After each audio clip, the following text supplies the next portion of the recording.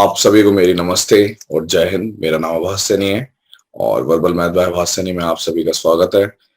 देखिए, आज हमारे साथ पंकज कुमार जी हैं और जो इनका स्ट्रगल है वो आपको एक अलग ही लेवल पे दिखेगा। और जब आप इनकी पूरी स्टोरी सुनेंगे कि इन्होंने कहाँ से कहाँ पर मतलब कहाँ से कहाँ तक पहुंचे हैं, तो आपके अंदर एक अलग ही तरीके का जोश डेवलप हो जाएगा। तो मैं चाहूंगा कि पंकज जी अब अपने बारे में कुछ बताएं। आ, तो बताइए पंकज, कैसे हैं आप? अ, सबसे पहले तो मैं आपको धन्यवाद देना चाहूँगा आवाज़ भाई कि आपने मुझे मौका दिया अपने इस चैनल पे अपने बारे में बताने का। और साथ में मैं ये बताना चाहूँगा कि मेरा नाम पंकज कुमार है और मैं बिहार के एक छोटे से गाँव से बिलॉन्ग करता हूँ। और मेरी जो स्कूलिंग हुई है वो बिहार से ही हुई है। बिहार में एक्चुअली मैं हिंदी मीडियम से मैंने पढ़ाई करी है और मेरी ग्रेजुएशन तक बिहार से हुई है। आफ्टर 12th मैं दिल्ली में शिफ्ट हो गया था, बट एग्ज़ाम जो है सो मेरे बिहार में ही होते थे, तो मैं एग्ज़ाम के टाइम पे बिहार में जाता रहता था। तो उसी बीच में फिर मेरी यहाँ के दोस्तों से, दिल्ली में कुछ दोस्तों से मुलाकात हुई, तो फिर मालूम हुआ कि एसएससी जैसी भी कोई चीज़ है, तो फिर वहाँ से मैंने स्टार्ट किया एसएससी की तैयारी। तो जैसे मैं आपको तब से जानता हूँ जब हमारा चैनल भी नहीं था और जब व्हाट्सएप ग्रुप में हम मिले थे उस टाइम पे आप शायद आपने एक एग्जाम क्लियर किया था, तो आप वहां से स्टार्ट करें अपनी जर्नी कि फिर उसके बाद बताना कि आपका स्कोर इस बार कितना आया है और फैमिली का क्या रोल रोल रहा, ये सब। तो अ, एक्चुअली में मैंने ना ये अभी मैं एक एज़ एन एलडीसी काम कर रहा हूँ, है ना? तो एज़ एन एलडीसी मैं सीएचएसएल 2015 से एलडीसी अपॉइंट हुआ था। तो एक्चुअली मैंने तैयारी अपनी स्टार्ट करी थी, उस टाइम जब इनिशियल स्टेज था, तब मैंने सीएचएसएल 15 का एग्ज़ाम दिया था। बट वो जो है ना, एक फॉर्च्यूनेटली मेरा एग्ज़ाम क्लियर हुआ था। एक्चुअली मेरी तैयारी उतनी अच्छी थी नहीं और मैंने ना सोचा भी नहीं था कि मेरा क्लियर हो जाएगा। अच्छा। बट फॉर्च्यूनेटली वो क्लियर हो गया और मुझे जॉब मिल गई। लेकिन वहाँ वहाँ से आगे मैंने तैयारी ऐसे करी कि मई 18 में मई 2018 में मैंने जॉइन किया एज़ एन एलडीसी। बट जब आप एलडीसी के तौर पे काम करते हो ना, तो आपको पता लगती है कि एक एलडीसी क्या है और आपकी कितनी वैल्यू है। इनफैक्ट आपके ऑफिस में जब आपकी वैल्यू नहीं की जाती है ना, जब ऑफिसर्स होते हैं ना, वो आपको याद दिलाते हैं कि हाँ, आप जस्ट एक एलडीसी हो और अ, वो ऑफिसर्स हैं। तो वहाँ से ना आपको जैसे कहते हैं ना कि काइंड ऑफ ईगो हर्ट होता है कि नहीं, अगर मेरे पास क्वालिफ़िकेशन है तो I can be a officer, तो ऐसे नहीं चलेगा। तो वहाँ से मैंने ना मतलब पहले तो लोगों में क्या है कि कंटेनमेंट टाइप का आ जाता है कि चलो अब तो जॉब लग गई, अब क्या तैयारी करनी है ना? तो हम्म। वहाँ से जब चीज़ें आपको ऐसी फ़ील होती है ना कि नहीं, आप जस्ट एक एलडीसी हो और हमेशा एलडीसी रहना अच्छा नहीं है। तो वहाँ से एक ऑफ़िसर बनने बनने बनने का जो जोश है ना, वहाँ से आता है। तो एक्चुअल जोश वहीं से आया ऑफ़िस जॉइन करने के बाद। चलो सीजीएल की तैयारी अच्छा। करनी है अभी, है ना? ओके। ठीक है। तो आपका स्कोर क्या है, मतलब स्टार्टिंग से बताइए। अ अ, मेरा जो सीजीएल 18 में है ना, प्रीम में मेरे 169.5 मार्क्स थे, है ना? जिसमें कि ब्रेकडाउन उसका ऐसे है कि क्वांट में 47.5 थे, इंग्लिश में 42 थे, जीएस में 32.5 थे और रीजनिंग में भी 47.5 थे। तो 169.5 जो कि 4th जून सेकंड शिफ्ट था, जो कि सबसे ज़्यादा टफ कहते हैं, जो क्यूएमएस वाला एनालिसिस था उसके अकॉर्डिंग। तो फिर मेरा नॉर्मलाइज़ हो के 216 नंबर हो गए थे। 216 आपका प्री का स्कोर? हाँ, आपसे भी प्री का ज्यादा भी स्कोर किसी का 216 प्री का था। स्कोर था? हुँ? आपका हाईएस्ट स्कोर रहा है ना प्री का, या और किसी का भी था? 216 से नहीं, ज्यादा भी और था? किसी का शायद था, एक स्क्रीनशॉट सर्कुलेट हो रही थी, वो शायद से 222 के अराउंड था, है ना? तो उसके बाद से शायद मैंने अपना ही देखा कि हाँ, तो ठीक है, तो प्री का स्कोर काफ़ी मतलब नॉर्मलाइज़ेशन से काफ़ी हेल्प मिली। उसके बाद मेंस में क्या है कि मेंस में मेरा क्वांट का रॉ स्कोर था 179, है ना? और उसके बाद जो नॉर्मलाइज़ हुआ एक्चुअली में बिलो एवरेज स्कोर था क्वांट का, तो ये नॉर्मलाइज़ हो गया 177.5 के अराउंड हो गया। अच्छा। और इंग्लिश का जो है सो रॉ स्कोर था 193.75, जो कि नॉर्मलाइज़ हो गया 199 के अराउंड हो गया। वो और फिर मेरा इंग्लिश का टायर हो गया टायर थर्ड में मैथ्स में। स्कोर हाँ, और टायर थर्ड में मेरा स्कोर 65 आया, तो ओवरऑल 658 भी हो रहे हैं, है ना? 658 आपका स्कोर हाँ। है। रैंक एज पर जो मतलब अभी एसएससी ने तो निकाला नहीं है, लेकिन जैसे बाकी सबकी रैंक पता चली है वैसे ही आपकी 14th रैंक। 14 है, हाँ। हाँ। और आपका जो मीडियम हिंदी मीडियम से पढ़े हुए वो बैकग्राउंड क्या रहा है स्टडी का? स्टडी का बैकग्राउंड, मैंने कॉमर्स से करी है अपनी ग्रेजुएशन, है ना? कॉमर्स से वो full to full Hindi medium होती है। इनफैक्ट मैं इतना हिंदी हिंदी मीडियम था कि आप समझ सकते हो कि जो ट्रायंगल होते हैं ना, ट्रायंगल उस टाइम मेरे लिए ना सिमिलर नहीं होते थे, समरूप हुआ करते थे, है ना? तो वो थोड़ा-सा काफ़ी काफ़ी टफ होता है कि हाँ, चलो। लेकिन जैसे ना आप कहते नहीं है कि जैसे-जैसे आप ना जैसी आपकी संगति होती है, अब जैसे आप एनवायरनमेंट में रहते हो ना, तो मेरे दोस्त ऐसे दिल्ली में आके दोस्त ऐसे बने जो कि इंग्लिश मीडियम के थे, तो वहाँ से मेरा भी इंग्लिश में इंटरेस्ट बना। तो फिर अब मैं ऑलमोस्ट इंग्लिश मीडियम हो चुका हूँ, है ना? तो जब मतलब व्हाट्सएप ग्रुप में थे उस टाइम आप दिल्ली में थे या कहाँ थे आप? हाँ, उस टाइम जब एक्चुअली जब व्हाट्सएप ग्रुप में था ना, तो नासिक में था मैं, है ना? नासिक में, अच्छा। और फिर छुट्टी लेके तो दिल्ली आना-जाना होता रहता था, है ना? तो ओके। व्हाट्सएप ग्रुप में तो बहुत अच्छी चीज़ एक एक ये लगी थी मेरे को कि आप उसमें थे, तो जैसे कि जब आप तैयारी करते हो तो डाउट्स तो होते हैं। तो डाउट्स होते हैं ना, तो आपकी सबसे अच्छी बात मेरे को एक ये लगी थी कि अगर कोई क्वेश्चन बंदा पूछता है ना, तो ऑडियो मैसेज के थ्रू क्लियर करना, है ना? हाँ, तो उस वो एक टाइम पता। बहुत बहुत हेल्पफुल लगा कि हाँ, चलो ऐसा भी कोई बंदा है जो ऑडियो के थ्रू क्लियर कर रहा है। अदरवाइज़ लोग टाइप कर देते थे, फिर नो कोई एक्सप्लेनेशन नहीं, कुछ नहीं, तो थोड़ा-सा मुश्किल होता था, बट बहुत अच्छा लगा था वो चीज़ें। हाँ, वो तब का फेज है जब स्टार्ट करना था कि अब हाँ। यूट्यूब पे आएंगे, तो उससे पहले का जो होता है ना कि प्रिपरेशन वाला जोन, तो सबके डाउट्स में लेकर ना ऑडियो में ही रिप्लाई करता था। और कितनी बार तो कॉल भी, कभी कई बार ऐसा होता था कॉल के लिए बोल देते थे, कई लोग फेक आईडी से होते थे, तो पता चलता था हाँ। कि सामने वाली गर्ल है। तो फिर वो कॉल आती थी तो लगता था हेलो। तो फिर ऐसा भी होता था कई बार। तो मैं मेरे को भी याद है कि क्योंकि जो दिखता है जो क्यूरियस एस्पिरेंट्स होते हैं, तो हालांकि मेरा खुद का व्हाट्सएप ग्रुप नहीं था, जिसका भी था वो होता है ना एडमिन तो बना ही देते हैं शुरू में। तो पता था कि हुँ। कौन कौन है जो बहुत अच्छे डाउट्स पूछते हैं। डाउट्स के भी लेवल होते हैं। तो हाँ, ये भी है। हाँ, तो इसलिए उस टाइम पे लेकिन मैंने कभी नहीं सोचा था कि आप जैसे आपका निकनेम राजा है, तो राजा से ही पता था मुझे तो। मुझे नहीं पता था कि हाँ। इतना ज़्यादा आप कंटिन्यू रखेंगे। ये था कि हाँ, चलो लगे हुए हो और ठीक है, मेरे को लग रहा था कि सैटिस्फाई हो जाओगे एक टाइम पे जाके। लेकिन जब मेरे को रिसेंटली पता चला, आपने बताया कि इतना ज़बरदस्त स्कोर है, फिर तो मैंने बोला कि ये स्टोरी तो ज़रूर पता चलनी चाहिए। और सबसे ज़्यादा मोटिवेशनल स्टोरी यही मेरे हिसाब से जो रियल स्ट्रगल है, क्योंकि आपका कौन-सा अटेम्प्ट रहा होगा इस सीजीएल का? ये सीजीएल का पहला अटेम्प्ट था। इससे पहले ना मैंने सीएचएसएल के कई सारे अटेम्प्ट दिए थे। अच्छा। 15 दिए, 16 दिए, 17 दिए और 18 भी दिए, है ना? तो सीएचएसएल का क्योंकि ग्रेजुएशन मेरी 2017 में हुई है, तो उससे पहले मैंने कोई सीजीएल दिया नहीं था। अच्छा, सीजीएल आपने ट्राई नहीं किया था? नहीं, ट्राई नहीं किया था, और इनफैक्ट ना जब मैं दिल्ली आया था तो मेरे मेरे मुझे पता भी नहीं था कि सीजीएल जैसी कोई चीज़ भी होती है। जस्ट पता था कि एसएससी एक एजेंसी है, हुँ, जिसको आप एग्ज़ाम दो, हुँ, आपको 20,000 से 50,000 के आस-पास कमाओगे, बस हुँ। बात खत्म। ग्रेड पे क्या होता है, ऑफ़िसर क्या होता है, ये कुछ आइडिया नहीं था। तो फैमिली का क्या रोल रहा? मतलब जैसे आपकी फैमिली पढ़ी लिखी है या किस हिसाब से जैसे? हाँ, फैमिली का क्या है कि अब वो थोड़े-से ना ऑर्थोडॉक्स टाइप के हैं। उनकी मतलब उनका जो है ना एजुकेशन का थोड़ा उतना ज़्यादा अच्छा है नहीं, फिर भी मैं उनको डिमीन नहीं करूँगा, क्योंकि ना वो क्या है कि एजुकेशन उनका कैसा भी रहा हो, बट ना अगर मेरे पापा थे, वो ना एक कॉन्ट्रैक्टर टाइप के काम करते हैं, जो थोड़ा-सा लेबर के ऊपर सप्लाई करते हैं इस टाइप में, है ना? अच्छा। तो अगर उनके पास पैसे नहीं है और मैंने बोल दिया कि मेरे को ₹500 चाहिए बुक लाने के लिए, तो कहीं से भी दे देंगे। मतलब इतना मोटिवेशन है कि अगर उनको ना स्टडी के लिए मैं कुछ भी माँग लूँ ना, वो दे देंगे, चाहे उनके पास हो या ना हो। तो ये चीज़ें ना एक एक अलग से मोटिवेशन होता है कि चलो, अब मम्मी-पापा इतना सपोर्ट कर रहे हैं, तो फिर आपको फिर कोई रोकने वाली चीज़ है ही नहीं। प्रेशर भी बनाता है कि करना है ये चीज़।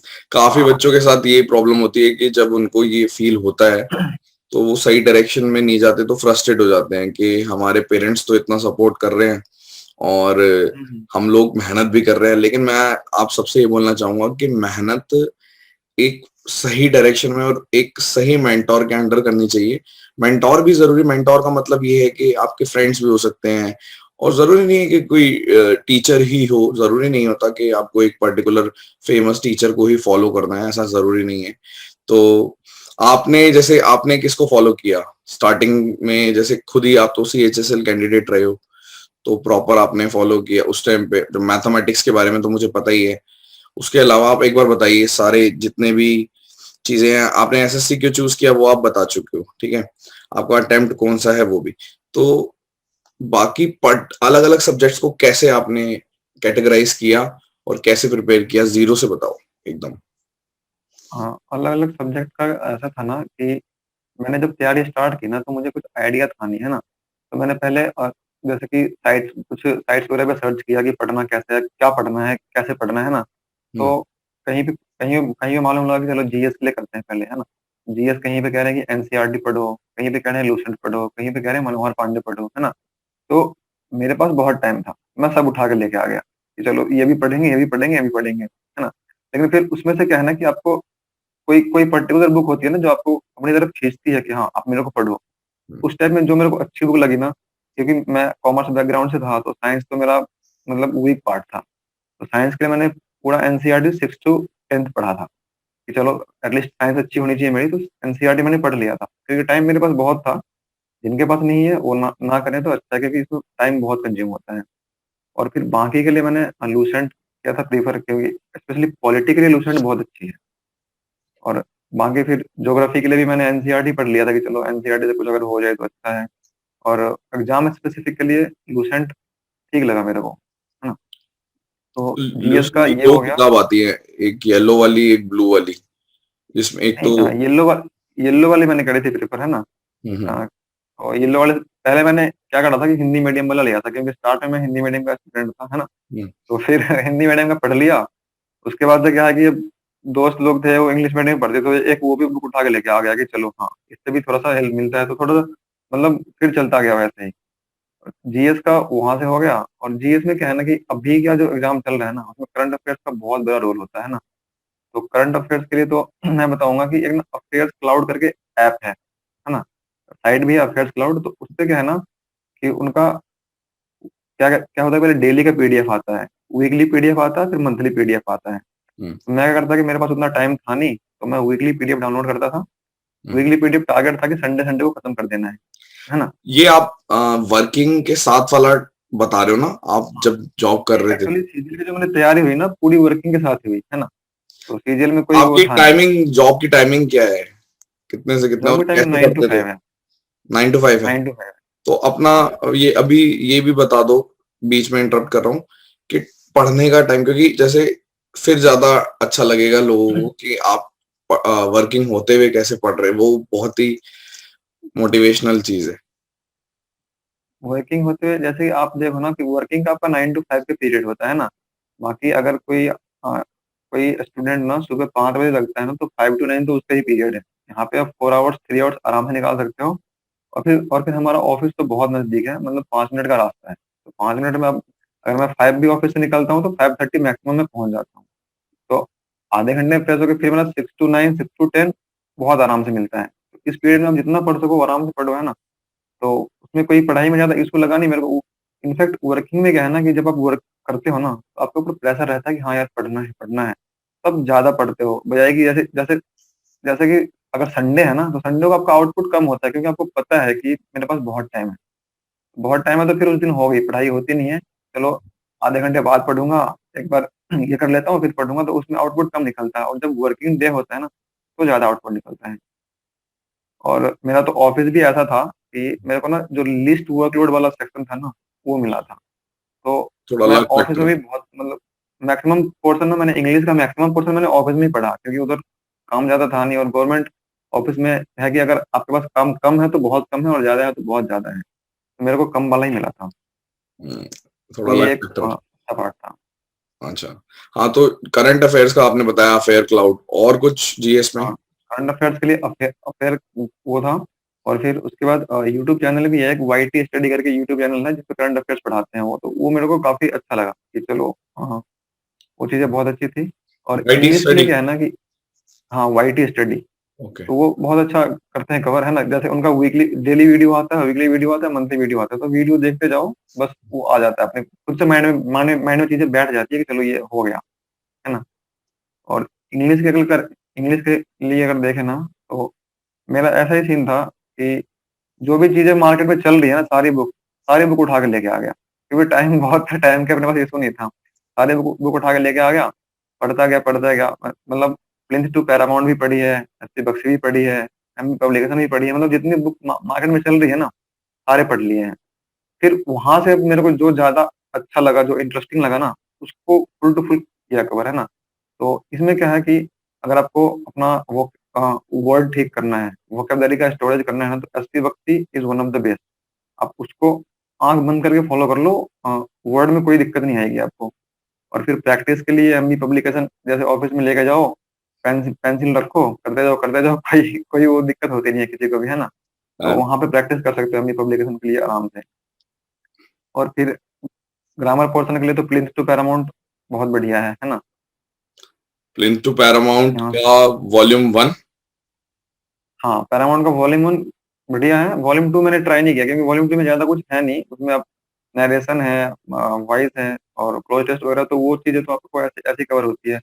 और जो हिंदी मीडियम के स्टूडेंट होते हैं ना, उनके साथ सबसे बड़ी प्रॉब्लम मेरे मेरे जो मैंने फेस किया, वो ये होता है कि जब बड़े-बड़े पैसेज आते हैं ना, या फिर कोई टफ पैसेज आते हैं, तो आपको समझ में नहीं आता। हुँ। तो उसके लिए मैं क्या करता था कि एक हैबिट थी कि डेली द हिंदू करना ही करना है, और वो भी मैंने द हिंदू को टारगेट क्या रखा था कि ये मेरे को ऑफिस में ही करना है। तो मैं डाउनलोड करके लेके जाता था और ऑफिस में ही करता था, है ना? तो क्योंकि ऑफिस द में हिंदू काम में कम आप होता कितना था। पोर्शन पढ़ते थे? पूरा एडिटोरियल वाला पार्ट पढ़ते थे या? हाँ, नहीं, ओनली एडिटोरियल पढ़ता था, ओनली अब पहले जब पढ़ना स्टार्ट करते हैं तो कुछ समझ में नहीं आता है। फिर सेकंड एक चीज़ को 2 बार पढ़ो, 3 बार पढ़ो, जब समझ में आ जाए ना, तो फिर बहुत बढ़िया, और धीरे-धीरे इतना समझ में आ जाता है ना कि आप एक रीडिंग में ही पूरा समझ जाते हो। तो अभी वो स्टेज थोड़ा आने में थोड़ा टाइम लगता है। कंसिस्टेंट आपने मतलब रीडिंग ट्राई करी और फिर उसके हाँ, साथ-साथ इंटरप्रेट करते रहे, धीरे-धीरे वो समझते रहे। तो जब पढ़ते थे, रीडिंग करते थे, तो मान लो जैसे कोई पर्टिकुलर पैसेज पढ़ रहे हो आप, तो पढ़ते हुए हुँ। जहाँ पे अटकते थे उसको फिर पहले देखते थे कि क्या मीनिंग है, या पहले सिर्फ पढ़ लेते थे ऊपर-ऊपर से ही? नहीं, पहले क्या था ना, मैं पहले पढ़ता था पूरा, और जो-जो वर्ड्स नहीं आए ना, उनको हाइलाइट कर लिया। हाइलाइट कर लिया, जब सेकंड राउंड चलता है ना, मतलब स्टार्ट में क्या था कि हर एक पैसेज को मैं 2 बार पढ़ता ही पढ़ता था। फर्स्ट में पढ़ा ओनली पूरा, आइडिया लगता है कि पैसेज में चल क्या रहा है, उनको हाइलाइट करके रखा। सेकंड राउंड में पहले सारे वर्ड्स जो हाइलाइट किए मैंने, उसकी मीनिंग देख ली, उस मीनिंग से एग्ज़ाम्पल्स बना लिए, कि चलो ये एग्ज़ाम्पल इस वर्ड से बन सकते हैं। और इसमें ना व्हाट्सएप ग्रुप का बहुत बड़ा रोल था मेरे उसमें, कि ना मैंने कुछ व्हाट्सएप ग्रुप ऐसे बनाए थे ना कि जो वर्ड्स मैंने लिखा है ना, जो वर्ड्स मैंने हाइलाइट किए हैं ना, एक ग्रुप था, चलो सबको देते थे कि चलो भाई डिस्कस करते हैं इस वर्ड को, है ना? इससे आप अपना-अपना एग्ज़ाम्पल बनाओ कि हाँ, क्या-क्या बना सकते हो, ताकि वो चीज़ें मेमोरी में रहे। अच्छा। तो सेकंड राउंड में फिर चीज़ें समझ में आती थी, और ऐसे ही वर्ड का रिवाइज़ भी होता था कि चलो हाँ, वो चीज़ अगर मैंने शेयर करी है ग्रुप में, तो मेरे को भी एग्ज़ाम्पल बना के देना है, तो फिर चीज़ें वहाँ से याद हो जाती थी। तो ये थोड़ा अच्छा लगता था। मेहनती तो आप बहुत हो, वो तो जानते ही हैं। अभी हम 4 बजे सुबह के शूट कर रहे हैं, क्योंकि नेट का बहुत इश्यू है, क्योंकि आर्मी एरिया में है ना आपकी, वो तो इस वजह से नेट हाँ, का हाँ। प्रॉब्लम है। तो मैं बता दूं कि 4 बजे शूट कर रहे हैं। खैर कोई बात नहीं। अ, और उसका मैथमेटिक्स का किस हिसाब से पूरी जर्नी रही आपकी? मैथमेटिक्स स्ट्रेटेजी क्या रही? मैथमेटिक्स का, अब जैसे ना नॉर्मली क्या है कि जब आप बिहार बोर्ड से पढ़ते हो ना, बिहार से पढ़ते हो, तो आपकी 2 ही चीज़ें अच्छी होती है, मैथ और साइंस, क्योंकि वहाँ पे आप पूरा पूरा टाइम यही पढ़ते हो 10th तक, है ना? तो अच्छा। मैथ का ऑलमोस्ट बेसिक थोड़ा-थोड़ा ठीक रहता है, और मैं तो कॉमर्स से था, तो मेरे को उतना साइंस अच्छा था नहीं। तो मैथ थोड़ी बहुत ठीक थी। जब मैं दिल्ली आया तो आर.एस. अग्रवाल की एक हिंदी वाली बुक आती है, वो लेके आया था, उससे कर लिया। फिर जब यहाँ पे दिल्ली में आया ना, तो दोस्तों को देखा कि वो कुछ और ही कर रहे हैं, है ना? वो कोई और बुक लेके आ रहे हैं, तो फिर चलो जो उनका बुक था ना, तो वो बुक कर लिया। 1-2 दोस्त ऐसे ऐसे थे जो पैरामाउंट में जाते थे पढ़ने के लिए, उनका नोट्स भी पढ़ा तो थोड़ा बहुत अच्छा लगा। फिर उसके बाद 2017 का मेंस हो गया। तो अब वहाँ क्वेश्चन देख के फिर तो पूरा सिनेरियो ही बदल गया कि अब क्या होगा? तो पर फिर आपने दिया नहीं था, लेकिन आपने देखा, वो पीडीएफ वगैरह देखी? नहीं, मैं ना एक्चुअली में क्या है कि मेरा एग्ज़ाम था नहीं, लेकिन मैं ग्रुप में होता था ना, तो मेंस के जो मॉक्स होते थे ना, जो वीकली मॉक्स आते थे मैं दे लेता था क्योंकि मेरे पास कोई और काम था नहीं, अच्छा। है ना? तो मैं दे लेता था। हाँ, फिर जब क्वेश्चन आए ना 2017 के, तो अब पता चला कि अब जो पढ़ रहे हैं ना उससे काम नहीं चलने वाला है। हाँ। तो फिर उसी टाइम मैंने क्वांटम कैट खरीद ली, है ना? और क्वांटम कैट खरीदने के लिए मतलब ये खरीदना ना बहुत अच्छा वो है कि आपकी बेसिक्स जो है ना, बेसिक्स आपकी बहुत अच्छी हो जाती है। स्पेशली इसमें जो फंडामेंटल्स दे रखे हैं ना, आपको नंबर सिस्टम इतने अच्छे से है कि बेसिक्स आपकी बहुत अच्छे से हो जाएगी कवर। और वहाँ से जो चीज़ आपको नहीं आई ना, तो यूट्यूब चैनल है, जैसे कि आपका चैनल है, तो उसके लिए मैंने जो सीरीज के क्वेश्चन आपने बहुत अच्छा किया था स्टार्ट में, है ना? तो हाँ, सीरीज के उससे क्वेश्चन मैंने मैंने पढ़े स्टार्ट थे। किया था, वो सबसे हाँ, पहले। स्टार्ट किया था आपने, तो सीरीज के क्वेश्चंस मेरे को बहुत अच्छे लगे थे, तो मैंने सीरीज का क्वेश्चन वहाँ से किया था। फिर कुछ मेंसुरेशन के पार्ट्स हैं, तो एक मैथ विद पवन राव करके चैनल है, हुँ। तो उसपे भी बहुत अच्छा पढ़ाया है उन्होंने, सर ने, पवन राव ने। तो वहाँ से फिर मैंने मेंसुरेशन वगैरह किया। फिर जो-जो चीज़ें नहीं आती है ना, उसका नोट्स बनाओ और बस प्रैक्टिस, प्रैक्टिस, प्रैक्टिस करते-करते फिर आ जाती है। अच्छा, और तो फिर आपने किताबें कौन-सी रेफ़र करी नहीं, मैथ्स के लिए? किताबों का क्या है ना कि किताबें मेरे पास जो भी मार्केट में चल रही होती है ना, मैं सारी उठा के ले आता हूँ। अच्छा, मतलब ये आप सीन था। बुक्स का ऐसा आपका रहता है कि आपके पास कुछ लोग होते हैं ऐसे कि होनी चाहिए और फिर उसमें हाँ, से जो बेस्ट लगती है उसको आप चूज़ कर लेते हो, हाँ। ठीक है? अब जैसे और मैथ मैथ में क्या है ना कि आप मैथ में तो ऐसे भी लोग कहते हैं कि आप जितना ज़्यादा सॉल्व करो उतना ज़्यादा अच्छा है। हुँ, तो मेरे पास एक्चुअली में क्या है कि क्वांटम कैट भी है, तो वो भी पूरे अच्छे से सॉल्व करी है। जो उसका लेवल 2 तक है ना, लेवल 2 तक ही एक्चुअली में रेलेवेंट है एसएससी के लिए। तो लेवल 2 तक क्वांटम कैट भी करी है। फिर किरण है, तो वो भी कर रखी है। फिर मतलब ऐसे जो मार्केट में, और जो राकेश यादव की बुक्स है 7300 प्लस तो मैंने करी नहीं है, लेकिन जो एडवांस मैथ्स की आई थी ना, रेड वाली बुक, वो मैंने करी हुई है। तो मतलब जो भी चल रहा है ना मार्केट में, वो मैं कर लेता था कि चलो कम से कम जो चीज़ें चल रही है, वो आपको पता चल रही है कि क्या चल रहा है मार्केट में, है ना? तो इसलिए मैं कर लेता था। एक सवाल मेरे मन में आ रहा है ये कि जब कोई बुक लेते थे तो उस पूरी बुक को करते थे, उसके लिए क्या ट्रिक है? मतलब पूरी बुक कर लेते थे या आधी, कई बार आधी में छोड़ देते थे, क्या हिसाब रहता था? पूरी बुक कंप्लीट करते नहीं, थे एक बारी? नहीं कर लेता था, ऑलमोस्ट ऑलमोस्ट कर लेता था। जैसे कि मैं क्या करता हूँ कि कोई बुक बुक लिया ना मैंने, हुँ, तो उसी दिन ना उसपे डेट लिख देता हूँ कि मैं किस दिन ले रहा हूँ इसको, है ना? अच्छा, और फिर और फिर क्या करता हूँ कि जैसे ना, जैसे कोई चैप्टर मैंने पढ़ रखा है, अगर मान लो मैथ में टाइम एंड डिस्टेंस मान लो, अगर वो चैप्टर मैंने पढ़ रखा है ना, तो मेरे को पता है मेरे बेसिक्स तो क्लियर है। तो अगर मेरे को अच्छे-अच्छे क्वेश्चन उठाने हैं, तो बुक को लास्ट से स्टार्ट किया, एंड से स्टार्ट किया और फर्स्ट तक आए, तो वैसे में बहुत जल्दी हो जाता है कि लास्ट के अगर 10 क्वेश्चन हो गए ना, फिर बहुत जल्दी आप पीछे आ जाते हो। बहुत जल्दी क्योंकि स्टार्ट के क्वेश्चन बहुत आसान होते हैं, तो फिर होते-होते चले जाते हैं। लेकिन ज़्यादा प्रोसेस को फॉलो नहीं करना चाहिए लोगों को, एक ही प्रोसेस को फॉलो करना चाहिए। तो वो ज़्यादा बेटर रहता है। लेकिन मेरे पास टाइम था, इसलिए कोई वो था नहीं, क्योंकि सीजीएल ऑलमोस्ट 1 साल डिले हो गया था। हुँ। उसमें कोई ज़्यादा इश्यू हुआ नहीं था फिर। और वैसे भी एक जो वर्किंग जब आप होते हैं, तो एक थोड़ा-सा सैटिस्फैक्शन भी रहता है कि ज़्यादा से ज़्यादा क्या होगा? काम तो कर हाँ, ही रहे हैं, जॉब तो है हाँ। ही, पैसा तो आ ही रहा है थोड़ा बहुत, जो भी है, तो वो रहता है। और जो सीनियर्स वगैरह उनका क्या रोल रहता है? मतलब उनको पता होता है कि आपने पता था कि आप तैयारी कर रहे हो, कोई मोटिवेशन उनकी तरफ से भी रही या नहीं? नहीं, एक्चुअली में क्या है, सीनियर्स का मोटिवेशन यही था कि एक एलडीसी को ना एक एलडीसी की तरह ट्रीट किया जाता है। हुँ, ये एक मोटिवेशन था कि अगर आप एलडीसी हो ना, तो जो भी तैयारी कर रहे हैं ना, मैं उनको बता देता हूँ कि एक LDC is not more than an MTS. हुँ, आपको जो है ना, जैसे एमटीएस को करते हैं ना ट्रीट, ऑलमोस्ट वैसे आपको ट्रीट करते हैं, चाहे आपकी क्वालिफिकेशन कुछ भी हो। मेरे दोस्त भी यहाँ एलडीसी लगे हैं, वो बीटेक करके एलडीसी लगे हुए हैं। तो वो बहुत परेशान रहते हैं कि मेरी क्वालिफिकेशन ये है और मेरे को ट्रीट ऐसे किया जाता है। तो वो भी मेहनत कर रहे हैं इस चीज़ के लिए। और मैं अभी महाराष्ट्र में हूँ ना, तो महाराष्ट्र में क्या है कि लोगों को ना एसएससी का ज़्यादा आइडिया नहीं है, जैसे मैंने यहाँ पे देखा। क्योंकि अच्छा, यहाँ पे ना बहुत कम लोग तैयारी करते हैं, बहुत कम लोग।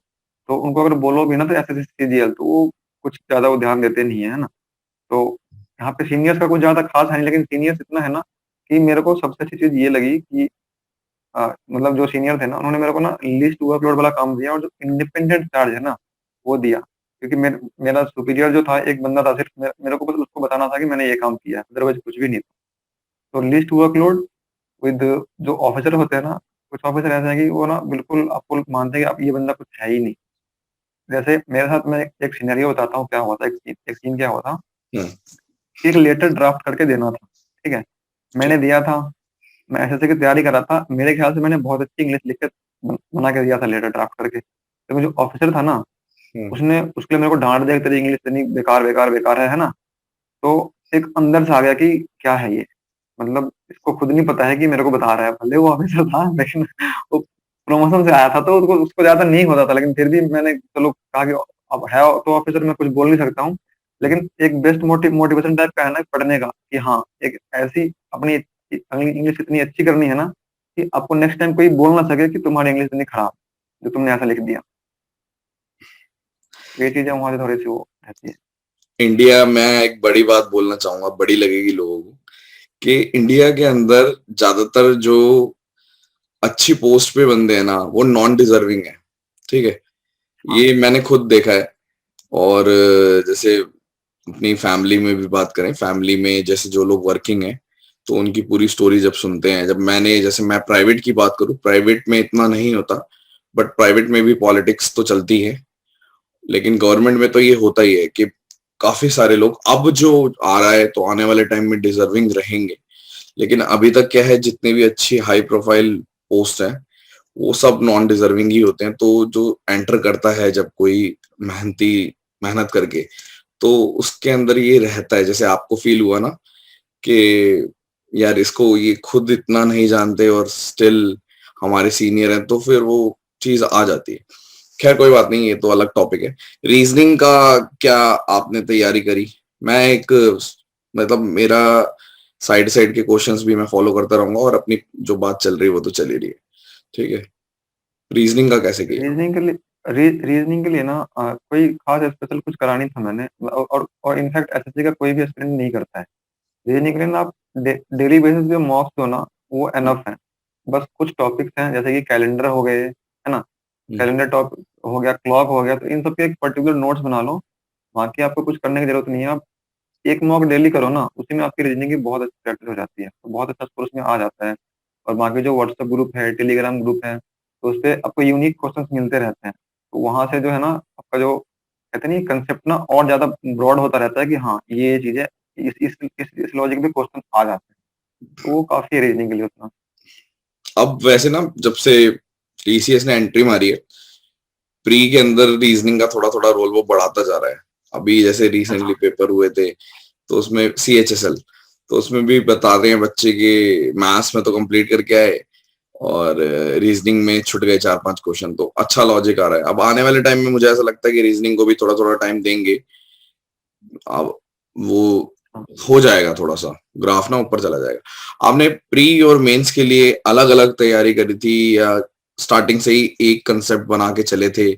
मॉक टेस्ट शुरुआत से कैसे दे रहे हो? कितने मॉक टेस्ट दे चुके हो?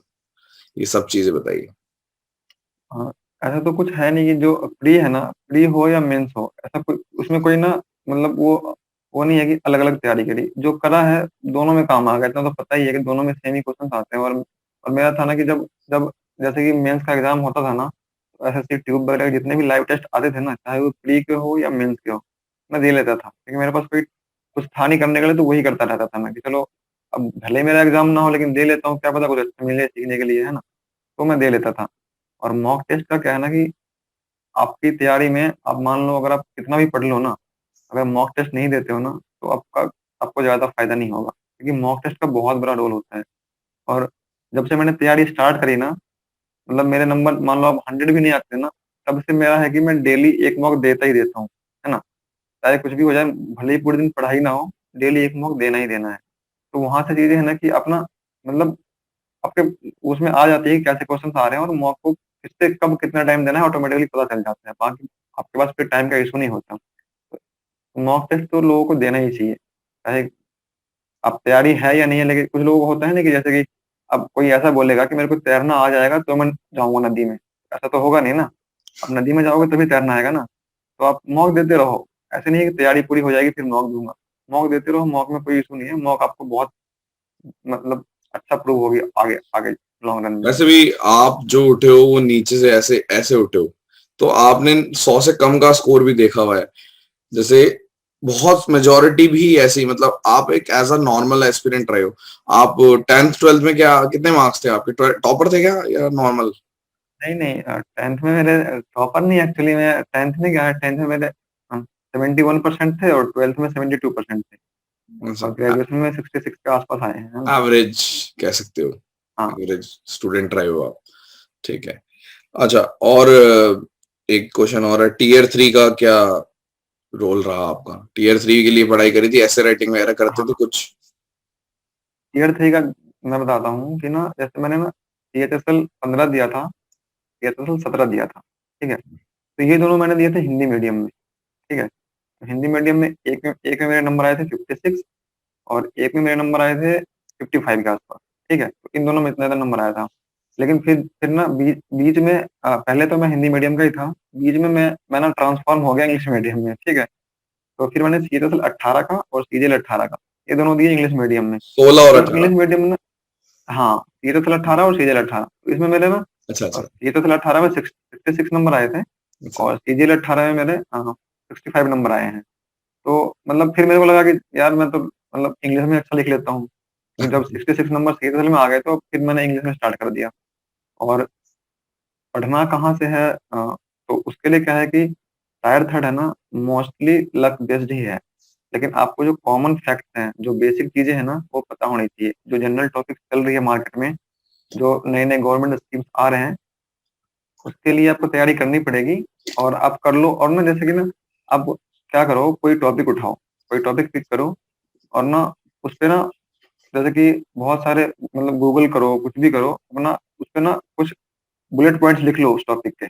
एक एक पर्टिकुलर नोट्स में बुलेट पॉइंट्स लिख लो, ताकि आप रिवाइज़ करो ना तो खाली वही-वही पढ़ लो, तो आपके माइंड में चीज़ें रह जाएगी और फिर तैयारी मतलब जब जब एग्ज़ाम में जाओगे आप, तो उसको उस तरीके से फिर वहाँ भी बुलेट पॉइंट्स बना के वैसे लिख लोगे आराम से। फिर लिखने में मतलब डिफ़िकल्टी नहीं होती, आसानी से लिख लेते हैं।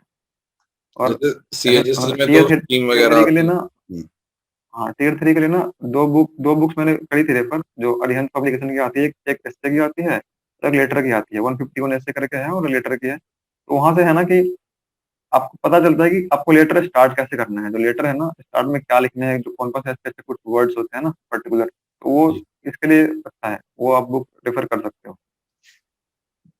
मैथमेटिक्स की स्पीड कैसे इंक्रीज़ करी, मतलब जैसे शुरू से आप शुरू में मैथमेटिक्स में इतने अच्छे नहीं थे, तो फिर कैसे बात बनी? कोई ट्रिक्स वगैरह फ़ॉलो करते थे?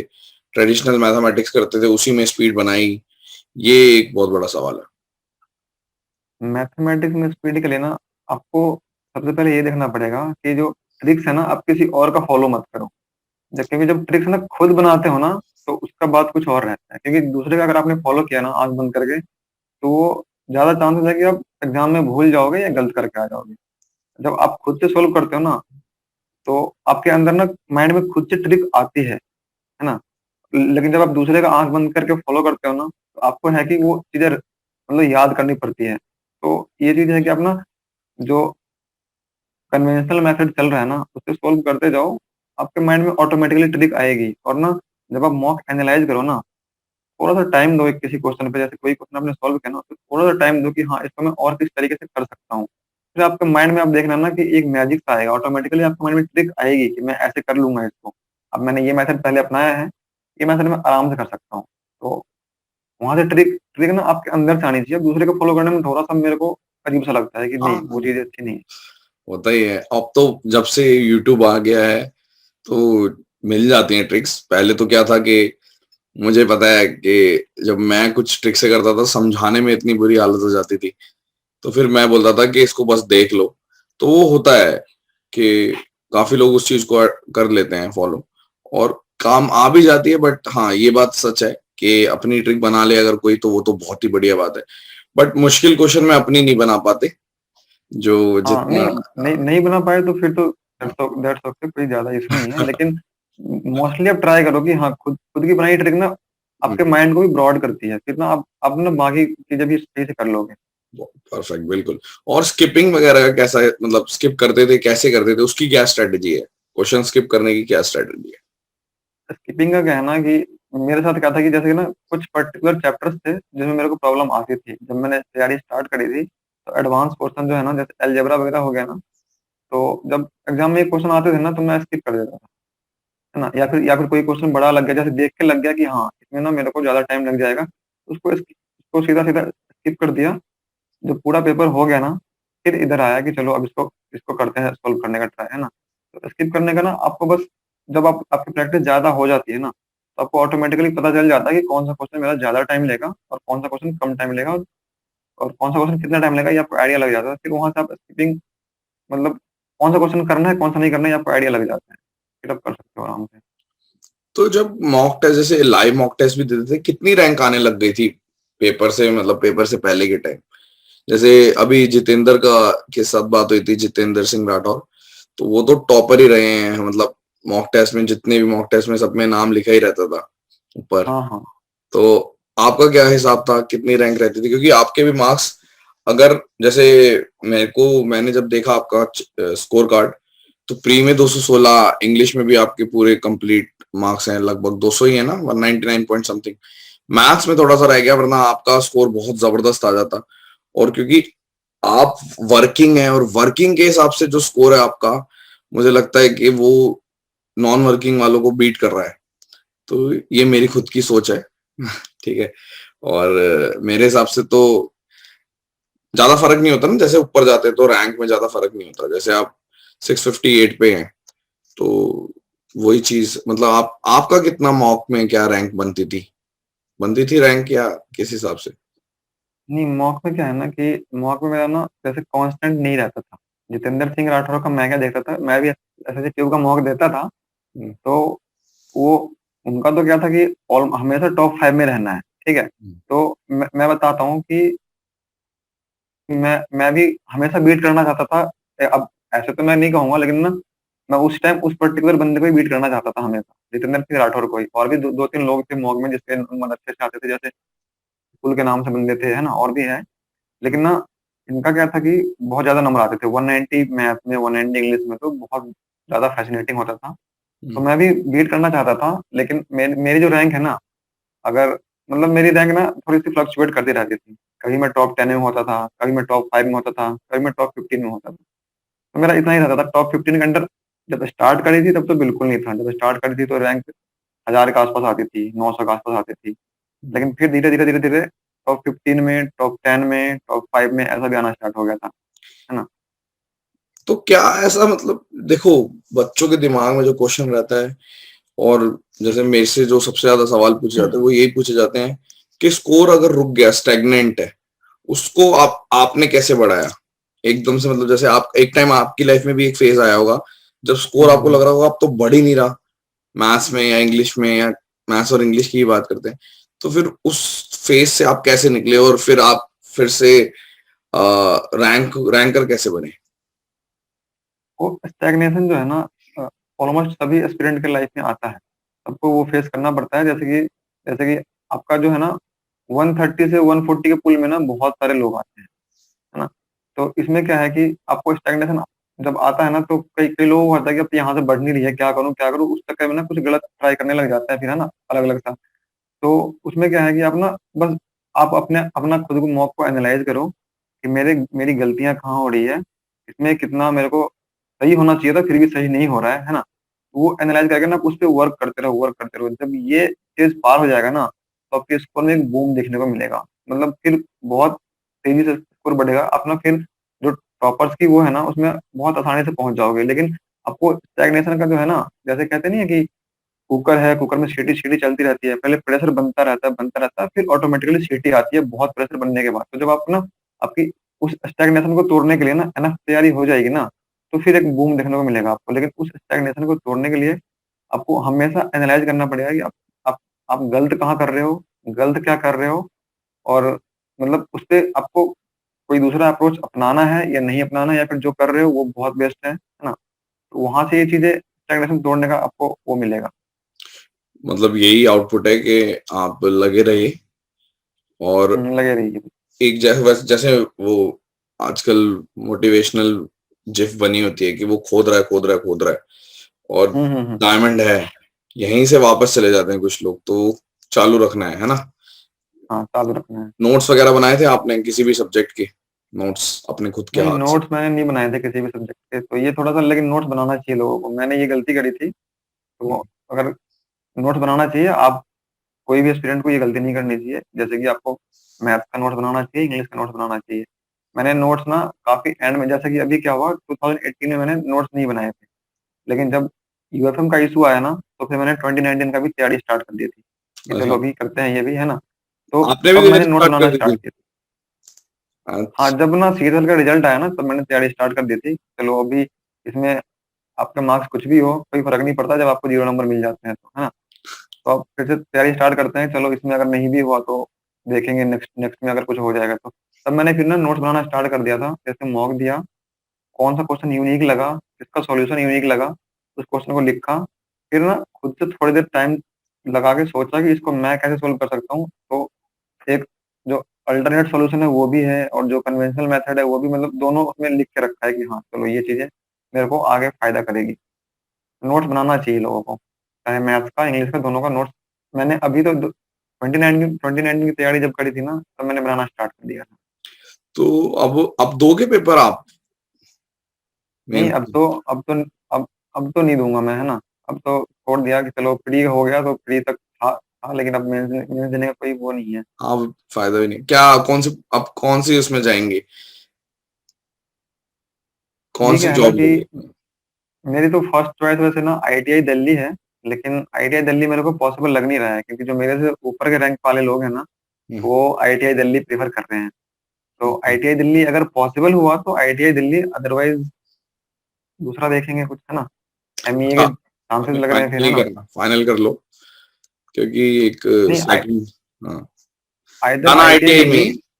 और एमईए, बस ये दोनों, है अच्छा, ना? मतलब दिल्ली में रहना है, चाहे जो भी मिल जाए, है ना? ऐसा सीन है। अच्छा, दिल्ली में रहना है। हुँ। सही है, चलो ठीक है। मिलेंगे जब आओगे ना, तब मिलते हैं। ठीक है। और जैसे अब जैसे मान लो पेपर है, तो लास्ट 15 डेज या 20 डेज की भी स्ट्रेटेजी क्या आप रखते थे? उस टाइम पे मॉक टेस्ट देते थे या अपना सिर्फ रिवीजन करते थे? क्या हिसाब रहता था? नहीं, जैसे कि ना लास्ट 15 डेज़ में क्या है ना, कि आपको कोई स्पेशल नहीं करना है। जो चीज़ें हैं ना, लास्ट लास्ट 15 डेज़ को ना स्पेशल क्यों करना ट्रीट, है ना? वो भी चीज़ें वही है, हमको पढ़ना ही है। तो हम्म, इंग्लिश में आप रिवीजन करते रहो। इंग्लिश में ना आप एक बार को मॉक नहीं भी दोगे ना, तो चलेगा, क्योंकि इंग्लिश में लोगों को स्पीड की दिक्कत होती नहीं है। हाँ, इंग्लिश में ना इंग्लिश में आपको रिवीजन का ज़्यादा ज़्यादा रोल रहता है। लेकिन मैथ्स में क्या है ना, मैथ्स में मेरा मॉक चलता रहा था। मैंने मैथ्स में मॉक स्टॉप नहीं करा था। इनफैक्ट जो मेरा एग्ज़ाम था ना, उससे 2 दिन पहले ही मैंने जो लाइव टेस्ट आए थे, वो सब दे के गया था। अच्छा। उसमें तो कोई इश्यू नहीं था। आपने ऐसा नॉर्मल ट्रीट किया हाँ, और नॉर्मली चलता गया, उसमें कोई वो नहीं है।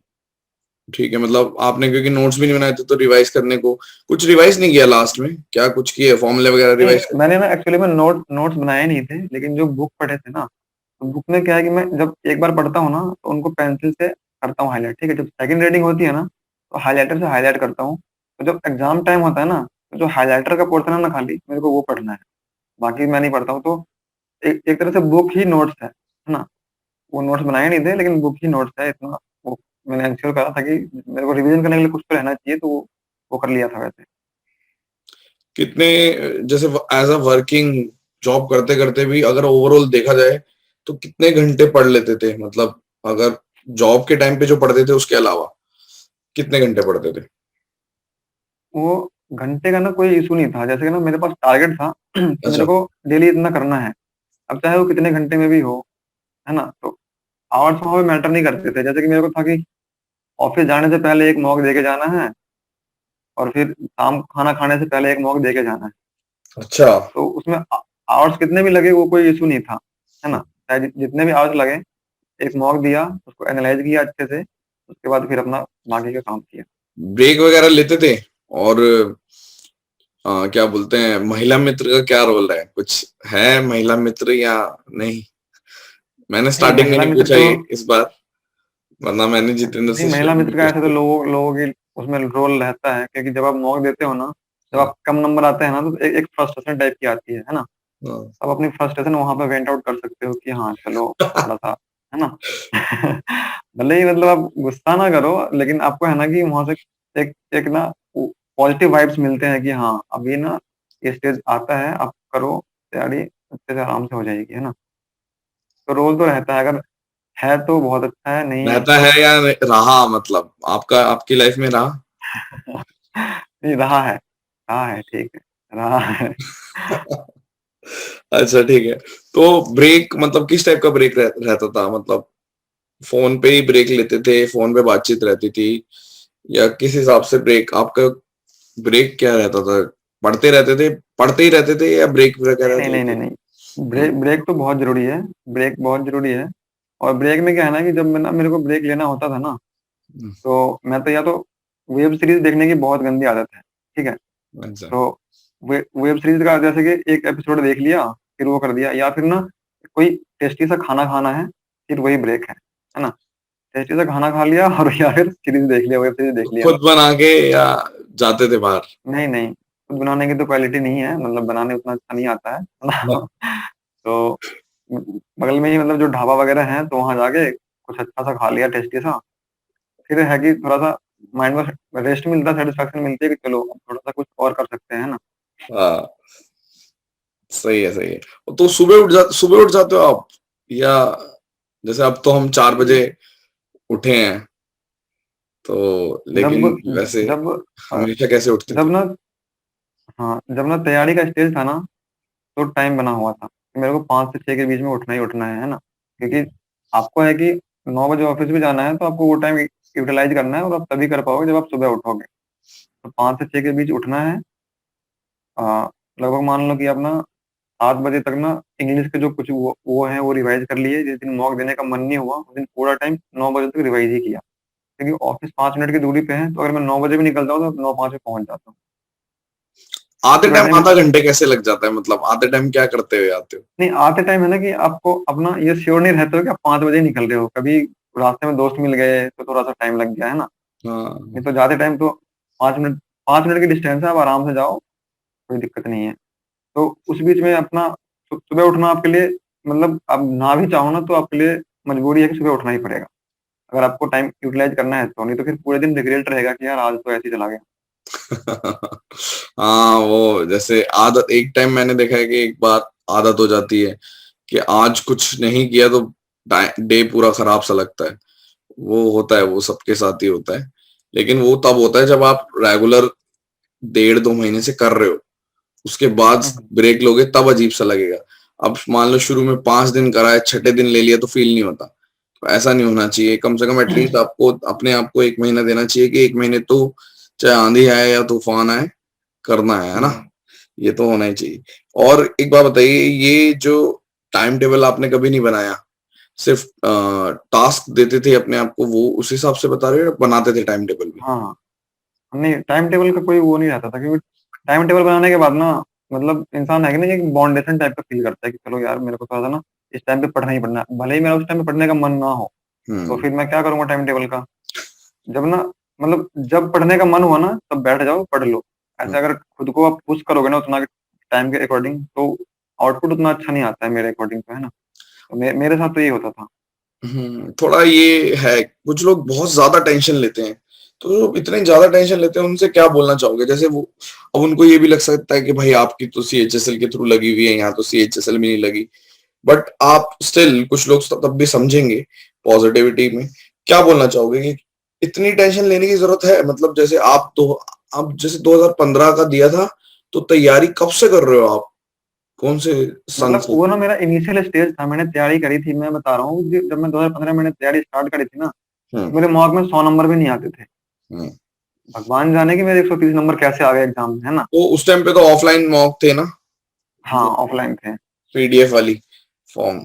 हाँ, अच्छा, सही है मतलब आपने मतलब हाँ, उस हिसाब से। जो जो लोग टेंशन लेते हैं ना, उनके लिए मैं ये कहना चाहूँगा कि आप कितना भी टेंशन ले लो, आपकी प्रॉब्लम सॉल्व नहीं होने वाली। प्रॉब्लम तभी सॉल्व होगी जब आप बैठ के उस पे सोचोगे, है ना? आपके टेंशन लेने से प्रॉब्लम सॉल्व होने नहीं वाली है। अब हर एक सिचुएशन है ना, उसमें 2 चीज़ें निकलती हैं। जैसे कि मान लो कि मेरी एलडीसी की जॉब लग गई, ठीक है? तो मैं यहाँ पे क्या देखूँगा कि यार मैंने तो बीकॉम कर रखा है, मैं एलडीसी कैसे बनूँगा? तो यहाँ यहाँ से आप 2 चीज़ें लेके जा सकते हो, या तो पॉजिटिव वाइब्स ले लो या नेगेटिव वाइब्स ले लो, है ना? तो अगर आप पॉजिटिव में जाते हो ना, तो वो आपके लिए बहुत अच्छा है। आपको ना और भी चीज़ें आगे अच्छा करने का मौका मिलेगा, और आप इतना बस मन में बिठा लो कि एक कहते हैं ना कि no amounts of worry can solve your problem. तो आप कितना भी टेंशन कर लो ना, आपकी प्रॉब्लम सॉल्व बिल्कुल नहीं होने वाली। आप इनफैक्ट उस पे आप जो प्रॉब्लम आ रही है आपके सामने उस पे वर्क करो और पूरा वर्क करो और कुछ नहीं है। अपना जो भी है ना प्रॉब्लम सॉल्व करने की ट्राई करोगे ना तभी सॉल्व होगा। टेंशन लेके बैठ जाओ, प्रॉब्लम को कुछ फ़र्क नहीं पड़ता, वो सॉल्व नहीं होने वाला। वो तो है ही। टेंशन लेने से तो कभी कुछ ठीक हुआ ही नहीं। सोशल मीडिया का क्या रोल रहा आपका, मतलब सोशल मीडिया को कैसे फॉलो करते थे? फेसबुक वगैरह पे तो हो ही, मेरे को पता ही है, खैर बहुत बहुत पुराने कनेक्टेड हो मेरे से तो। उसके अलावा व्हाट्सएप का भी बता दिया, टेलीग्राम वगैरह भी यूज करते थे। हाँ, टेलीग्राम वगैरह मतलब सोशल मीडिया में ना कोई कमी नहीं छोड़ी है, सारे सोशल मीडिया यूज़ करी है, चाहे टेलीग्राम हो, इंस्टा हो, ट्विटर हो, है ना? ऐसा। सारे यूज़ करे हैं। तो मतलब है ना कि उसका एक पर्टिकुलर टाइम था, मतलब जब अपना जैसे कि मैं बाहर में खाना खाने गया, तो बाहर में ही अपना यूज़ कर लिया, है ना? घर पे भी आके यूज़ करते थे, लेकिन जब आपका पढ़ने का मन नहीं होना, जैसे कि अगर मान लो संडे है, हम्म। तो मैं बताता हूँ कि लोगों के साथ क्या होता है कि संडे का उनका आउटपुट ज़्यादा होता है। लेकिन मेरी जब ऑफ़िस की छुट्टी होती थी ना, तब हाँ। मेरा आउटपुट बहुत कम होता था। उस दिन मैं अपना पूरा टाइम सोशल मीडिया पे निकल जाता था ऐसे ही। लेकिन जब ऑफ़िस होती थी ना, तो मेरे को पढ़ाई दिखती थी कि मेरे को पढ़ना है। और सोशल मीडिया का रोल ये है कि ना, जैसे व्हाट्सएप है ना, व्हाट्सएप है और टेलीग्राम है, इन दोनों का बहुत अच्छा खासा रोल है। अब ना व्हाट्सएप पे जो लाइक माइंडेड लोग हैं ना, जो पढ़ने में थोड़े बहुत सीरियस हैं, उनका हमारा ग्रुप था 2-3 लोगों का, मतलब एक ग्रुप में हम 9-10 लोग थे, है ना? अभी तो उसमें रिसेंट है कि की वो बात कर रहे हैं आप? हाँ, मतलब रिसेंट की बात कर रहे हैं, 9-10 लोग थे, तो उसमें ना मतलब है कि ओनली पढ़ाई होती थी, जैसे कोई वो नहीं कि हाँ, मंदिर वहीं बनेगा, उस टाइप का कुछ नहीं था, है ना? आपको सारी पढ़ाई की चीज़ें चाहिए, वहाँ पे आप पढ़ाई कर लो और बाद में वो करेंगे, है ना? तो सोशल मीडिया का बहुत अच्छा रोल रहता था, उसमें कुछ दोस्त वगैरह थे, जैसे कि एक बंदा था नीरज करके, वो ना बहुत यूनिक सॉल्यूशन कोई भी क्वेश्चन का बहुत यूनिक यूनिक यूनिक सॉल्यूशन लेके आता था, है ना? तो और भी बहुत सारे दोस्त थे, है ना? तो वो सब बहुत हेल्प करते थे। सही है, सही। ठीक है, मैं क्योंकि मेरे को तो पता नहीं है, मैं तो लास्ट जब से चैनल बना तब से मैं टच में नहीं हूँ, तो इसलिए मैं पूछ रहा था कि क्या हिसाब किताब रहा। ठीक है। और क्या बोलते हैं, आप जब पढ़ते थे तो हार्ड क्वेश्चन वगैरह भी करते थे? क्योंकि एक हार्ड क्वेश्चन का एक अलग ही चल रहा है, बच्चे पूछते रहते हैं कि क्या रेलेवेंट स्टडी की तरफ किस तरीके से आपने टाइम, क्योंकि आप एक तो वर्किंग, इररिलेवेंट पढ़ोगे तो लगेगा कि यार टाइम वेस्ट हो रहा है, तो रेलेवेंट किस तरीके से पढ़ते रहे आप? आपको क्या है ना, अगर आपको ना नंबर अच्छे लेके आने हैं ना, तो हार्ड क्वेश्चन सॉल्व करना मत सीखो। आप जो ईज़ी क्वेश्चन है ना, उसको करेक्ट करना सीख लो, आपके नंबर बहुत अच्छे से बढ़ जाएँगे, है ना? मतलब हार्ड क्वेश्चन में कोई भी एस्पिरेंट हो ना, उसको उतना ही टाइम लगता है और हार्ड क्वेश्चन के ना आंसर्स क्या होते हैं, आप परसेंटेज देख लो, अगर 100 क्वेश्चन्स एग्ज़ाम में आते हैं ना, तो 80 क्वेश्चन्स ईज़ी रहते हैं, 20 हार्ड रहते हैं ना। तो अगर आप 80 पे फ़ोकस करोगे ना, तो 80 में 80 सही कर सकते हो बहुत प्यार से। आप हार्ड के चक्कर में पड़ोगे तो अगर मैक्सिमम एफर्ट भी दोगे तो 20 सही करोगे। लेकिन जो ईज़ी क्वेश्चन्स है ना, उनको सही करने का तरीका आपने जान लिया ना, मतलब जैसे कोई ईज़ी क्वेश्चन आ गया ना, तो कई बार क्या होता है कि अरे ये तो आसानी से हो जाएगा, ये बहुत मतलब बिल्कुल कहते हैं ना लाइटली ले लिया, तो फिर एंड में पता चला कि गलत हो गया। मालूम क्या चला कि पूछा डायमीटर था, हमने रेडियस निकाल के छोड़ दिया, है ना? तो वो दिक्कत हो जाती है। तो सिली ईज़ी मिस्टेक्स। क्वेश्चन्स को स ईज़ी क्वेश्चन्स को सही करना आप सीख लो, आपके नंबर और स्कोर सब कुछ मतलब बहुत अच्छा हो जाएगा। ये तो है, होता ही है हार्ड क्वेश्चन का मतलब। एक्चुअल में क्या होता है, जो 20 क्वेश्चन आते भी है ना बचे हुए, वो हार्ड नहीं होते, स्किल बेस्ड क्वेश्चन होते हैं। स्किल बेस्ड हाँ, क्वेश्चन होते हैं कि आपके स्किल पे डिपेंड करते हैं वो। और जैसे बोलते हैं हॉट्स, हाई ऑर्डर थिंकिंग वाले, लेकिन वो मुश्किल नहीं हाँ, होते। एप्टीट्यूड में मुश्किल क्वेश्चन पूछेंगे ही नहीं, ऐसा क्वेश्चन नहीं होगा जो बहुत लेंथी जाएगा, शॉर्ट में आएगा। और कोई ना कोई उसका तोड़ जरूर होता है, ठीक है। अब वही है कि उस टाइम पे स्ट्राइक नहीं करता अगर किसी ने। प्रीवियस ईयर का बहुत बड़ा रोल है, ये तो है। हाँ। प्रीवियस ईयर वगैरह आप कितना कर, मतलब कितनी इतनी बार करते थे, एक ही बार या कई बार करना पड़ता था? प्रीवियस ईयर क्या है ना कि प्रीवियस ईयर तो मैंने जैसे दोस्तों के साथ एक बार कर लिया, ठीक है? हम्म। लेकिन जो व्हाट्सएप का ग्रुप है ना, या फिर टेलीग्राम का ग्रुप है, टेलीग्राम का एक ग्रुप मैं बताता हूँ, एक पॉइंट्स बैंकिंग करके एक ग्रुप है ना? हम्म। उसपे लगभग 20-25 हज़ार मेंबर हैं, है ना? तो जैसे कि आपको अगर अ अ, जैसे कि आपने तो एक एक बार पढ़ लिया लास्ट ईयर का, हम्म। अब उस ग्रुप में चले जाओ आप। उस ग्रुप में ना आप समझ लो कि प्रीवियस ईयर आपका दोबारा हो जाएगा, क्योंकि लोगों के जो डाउट्स आते रहते हैं ना, उसमें मिलते रहेंगे आपको। और कई बार कैसे होता था हाँ, जैसे कि हाँ, संडे में क्या होता था, संडे में मैं जाता था उस ग्रुप पे और पूरे टाइम उसमें ना मतलब उस ग्रुप में इतने सारे मेंबर है ना कि आपको ना लगभग एवरी मिनट 5 क्वेश्चन मिल जाएँगे ऐसा मान के चलो, है ना? तो सोल्व करते जाओ मतलब फिर ना जो लास्ट ईयर आपने बुक से कर रखा है ना, लास्ट ईयर एक बार आपका व्हाट्सएप ग्रुप पे भी हो जाएगा, टेलीग्राम ग्रुप पे भी हो जाएगा, ऐसा हो जाता हाँ, मतलब एक बार प्रीवियस ईयर कर दो, उसके बाद सिर्फ दूसरों की हेल्प करोगे, वो उसी में ही कंप्लीट हो जाता है, सॉल्व करने में, ठीक है। और आगे क्या मतलब जॉब लेने के बाद फिर आप क्या मतलब सैटिस्फाइड या यूपीएससी की तरफ जाओगे, स्टेट जो पीसीएस एग्जाम होता है उस है। तरफ जॉब लेने जाओगे, के बाद अभी जैसे ना कुछ ना शादी करोगे? कई बार जैसे जैसे है ना यूपीएससी के लिए क्या है ना कि मैं क्या फ़ील करता हूँ कि आपके अंदर ना थोड़ा-सा इंटरनल मोटिवेशन आनी चाहिए कि हाँ, मेरे को ये करना है। हुँ, जैसे कि मेरे को क्या है कि यहाँ पे लोगों ने सही से ट्रीट नहीं किया, तो मेरे को आया कि नहीं भाई मेरे को ऑफ़िसर बनना है, ठीक है? या फिर मेरे को सीजीएल क्रैक करना है। तो वो चीज़ें जब इंटरनल मोटिवेशन आएँगी ना, हुँ। तो मैं ट्राई करूँगा अदरवाइज़ ऐसे तो नहीं हो पाएगा, है ना? नहीं, तो जब ट्राई ऑफिसर बन करूँगा जाओगे लेकिन तो फिर उनके भी अपने ही प्रॉब्लम्स होती हैं। लाइफ में हाँ, प्रॉब्लम कभी ये खत्म बात है। नहीं होंगी, ये तो है। और एक टाइम आएगा जब आपको देखना पड़ेगा कि यार ठीक है, जो जैसा कर रहा है, तो खुश भी रहना, आप तो वैसे खुश रहते ही हो, इतनी कोई प्रॉब्लम नहीं है। और सही है, बिल्कुल, बात सही है।